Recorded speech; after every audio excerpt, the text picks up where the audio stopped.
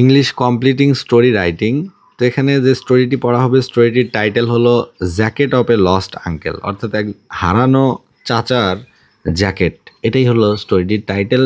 স্টোরিটি পড়া হচ্ছে lecture HSC English for today এই গাইডটি থেকে। তো স্টোরির শুরুতে বলা হচ্ছে, Zakir's family moved to a new house and he was working hard to get his room in order. অর্থাৎ জাকিরের পরিবার একটি নতুন বাসায় স্থানান্তর করলো এবং তারা খুব চেষ্টা করছিল রুমটি গোছানোর।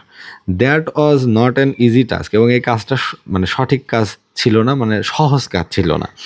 Because his room was rather small in comparison with his things, কারণ তার জিনিসপত্রের তুলনায় তার রুমটি ছিল অত্যন্ত ছোট। To arrange his clothes in the wardrobe he opened one of his suitcases, এবং তার কাপড়গুলো ওয়ার্ড্রোবে ঠিকভাবে রাখার জন্য সে তার সুটকেস খুলল। There he saw a green jacket which was not his, তখন সে দেখতে পেল যে তার ভিতরে একটা গ্রিন জ্যাকেট, একটা সবুজ কালারের জ্যাকেট, যেটা কিনা তার না। He showed it to his mother and she stared at it with a broken heart, সে তার মাকে এটি দেখালো এবং ভাঙ্গা হৃদয়ে সে এটা দেখতে লাগলো যে এটা কার হতে পারে। At once his father arrived there and he also stared at it very attentively, ইতিমধ্যে তার বাবাও বাড়িতে আসলো, তার বাবাটিও জ্যাকেটটি দেখলো, মনোযোগ দিয়ে তাকিয়ে থাকলো। But he fail to understand the reason behind it, কিন্তু এর ঘটনাটা কেমন, এর পেছনের কাহিনী কি, এটা কার, তিনি সেটা বলতে পারলেন না। Finding no other way he asked about it to his grandmother, কোনো উপায় না পেয়ে তিনি তার মাকে বা দাদিকে দেখালেন। অর্থাৎ ছেলেটা তার বাবাকে দেখালো, তার বাবা আবার তার মাকে দেখালো, অর্থাৎ ছেলেটার দাদিকে দেখানো হলো যে এটা কার মা বলো তো। She told his A painful story, এরপর তিনি একটি দুঃখ ভরা ঘটনা বা গল্প তাদের শোনালেন। She told him that it was actually the jacket of his younger uncle who was A freedom fighter, তখন তিনি বললেন যে এই জ্যাকেটটি আসলে তোমার ছোট চাচার, যিনি কিনা একজন ফ্রিডম ফাইটার বা মুক্তিযোদ্ধা ছিলেন। During the dark days of 1971 he was a student of class 10, 1971 সালের যে কালো দিনগুলো ছিল, দুর্বিসহ যুদ্ধের দিন, তখন তিনি 10ম শ্রেণীর একজন শিক্ষার্থী ছিলেন। He was very dear to all the members of their family, পরিবারের সবার সাথে তার সুসম্পর্ক ছিল, হৃদ্যতা ছিল।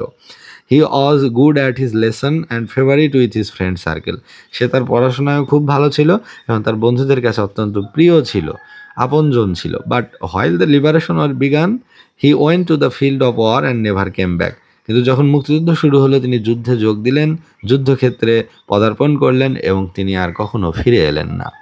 This green jacket was a souvenir of his uncle whom he did not see, এই সবুজ জ্যাকেটটি তার চাচার একটা স্মারক, সুভেনির মানে যেটা দিয়ে আমরা কাউকে স্মরণ রাখতে পারি, সেরকম কিছু। Hearing the story, he felt a great love and respect for his departed uncle, especially for his noble deed. এই গল্পটি শোনার পরে তার চাচার মহৎ কাজের জন্য, দেশের জন্য জীবন উৎসর্গ করার জন্য তার হৃদয়ে তার চাচার প্রতি গভীর সম্মান এবং আবেগ দেখা দিল। He also made up his mind to do something better for his country to pay honour to the soul of his departed uncle, এছাড়াও তিনি মনস্থির করলেন যে কিভাবে আমার দেশের জন্য ভালো কিছু করা যায়, চাচার মতোই যেন তার হৃদয়ে শান্তি পৌঁছে, তার আত্মার যেন মাগফিরাত কামনা হয়। তো এই যে স্টোরিটি, এই স্টোরিটি হচ্ছে একটা ছেলের গল্প, যে ছেলেটা তার ওয়ার্ড্রোব গোছানোর সময় একটা গ্রিন জ্যাকেট খুঁজে পায়। তো সেটা তার মাকে দেখায়, তার মা বলতে পারে না, তার বাবাকে দেখায়, তার বাবাও বলতে পারে না, কিন্তু তার বাবা এটা তার দাদিকে দেখায় যে মা বলো তো এই জ্যাকেটটি কার, গ্রিন জ্যাকেট। তখন তার দাদি গল্প শোনায় যে এটা হচ্ছে তোমার ইয়াঙ্গার আঙ্কেল, তোমার ছোট আঙ্কেলের এটা। তিনি যখন 10ম শ্রেণীর ছাত্র, তখন 1971 সালে মুক্তিযুদ্ধ শুরু হয় এবং তিনি যুদ্ধক্ষেত্রে যোগ দেন এবং তিনি আর কখনো ফিরে আসেননি। হি নেভার কেম ব্যাক, এবং এভাবেই তিনি দেশের জন্য জীবন উৎসর্গ করেন। এই গল্পটা শোনার পরে ছেলেটির মনে তার চাচার প্রতি সম্মান এবং ভালোবাসা বৃদ্ধি পায়। সেও মনস্থির করে যে কিভাবে আমিও আমার দেশের মঙ্গলের জন্য, ভালোর জন্য কিছু করতে পারি, যেন আমার চাচার আত্মা শান্তি পায়, যে আমার ফ্যামিলি মেম্বাররাও আমার মতো আমি যেমন জীবন উৎসর্গ করেছি দেশের জন্য, তারাও তাদের স্ব অবস্থান থেকে দেশের জন্য কাজ করে যাচ্ছে, দেশের বেটারমেন্টের বা মঙ্গলের জন্য তারা অনবরত কাজ করে যাচ্ছে, এটা যেন তিনি দেখতে পারেন।